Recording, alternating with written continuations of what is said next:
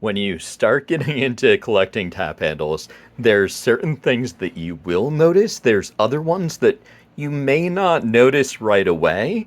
And this is one that's actually kind of cool because this is a Sam Adams tap handle, if you look at it right there. And you'll see that this is Sam Adams Summer Ale. One of the things that's notable about the seasonal ones is that these you can slide out and you can switch it out so there's got different ones. Something that's worth noting, though, is when you've got a particular variation. So this is one of their older tap handles.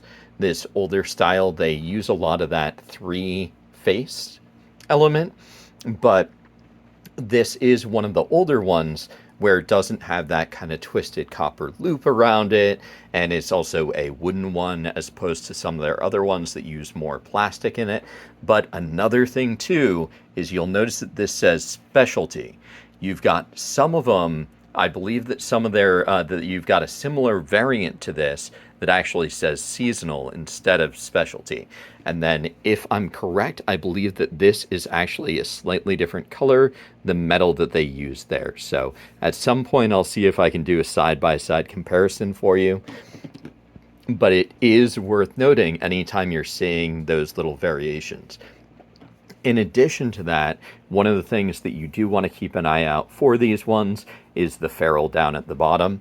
Ideally, you get it with this color ferrule. You'll sometimes it'll be a replacement ferrule, so that's one of those things. If it's something where it just needs a ferrule, sometimes I'll grab one of the gold ones or something like that, so at least you have a way of attaching it, but ideally you want to have it there.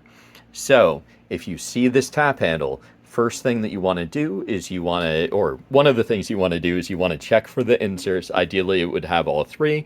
You'll see in this case, I only have two, so that's the reason why this particular one isn't listed up on my site. But the other thing too is you want to check down at the bottom and you want to check and see if it has that ferrule and if it has the correct color. So in this case, it does have the ferrule and it has the correct color. If it's something where you're just buying something to have it on display and you don't worry about collecting it as much, then any ferrule should be fine there. Ideally, you probably want to have gold or brass or copper-like color as opposed to silver. Silver would look weird. But if you see this and you just see the threaded bolt coming out, then that means you're missing the ferrule. In that case, something that where I typically wouldn't pick it up unless I already knew that I had ferrules for it. So just worth noting those little elements.